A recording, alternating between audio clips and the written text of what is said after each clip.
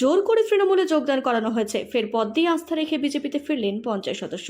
প্রসঙ্গত, লোকসভা নির্বাচনে কোচবিহার লোকসভা আসনে বিজেপির প্রার্থী তথা প্রাক্তন কেন্দ্রীয় স্বরাষ্ট্র প্রতিমন্ত্রী নিশীথ প্রামাণিক পরাজিত হওয়ার পর কোচবিহার জেলা জুড়েই বিজেপি পরিচালিত গ্রাম পঞ্চায়েতের পঞ্চায়েত সদস্যদের তৃণমূলে যোগ দেওয়ার ঘটনা সামনে এসেছে। ঠিক তেমনইভাবে কয়েকদিন আগে মাথাভাঙ্গা 2 নম্বর গ্রাম পঞ্চায়েতের বড় শোলমারি গ্রাম পঞ্চায়েতের বিজেপি পঞ্চায়েত সদস্য সঞ্জিত বর্মন বিজেপি ছেড়ে তৃণমূল কংগ্রেসে যোগদান করে।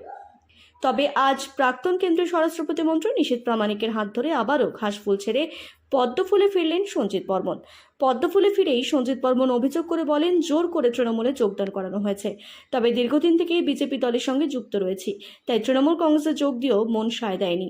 সেই কারণে আজ আবারও আমার নিজের দল বিজেপিতে ফিরলাম, প্রাক্তন কেন্দ্রীয় স্বরাষ্ট্র প্রতিমন্ত্রী নিশীথ প্রামাণিকের হাত ধরে। উল্লেখ্য, লোকসভা ফলাফল ঘোষণার পর থেকেই জেলা জুড়ে বিজেপি কর্মীরা আক্রান্ত হওয়ার ঘটনা ঘটেই চলেছে।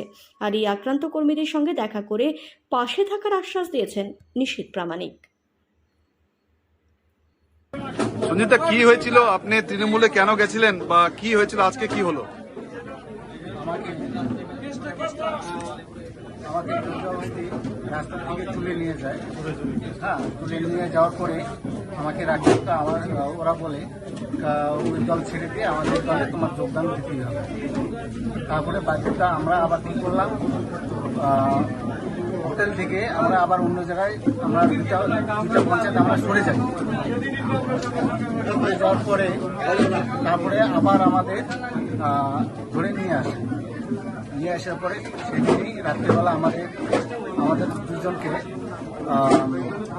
কুচবিহার জেলা পার্টি অফিসে আমাদেরকে নিয়ে গিয়ে আমাদের ওখানে নবীকরণ করা। আজকে কিভাবে কি হিসাবে আপনার মনোলোভ? আজকে কে আপনাদেরকে জয়েন করালেন? আমাদের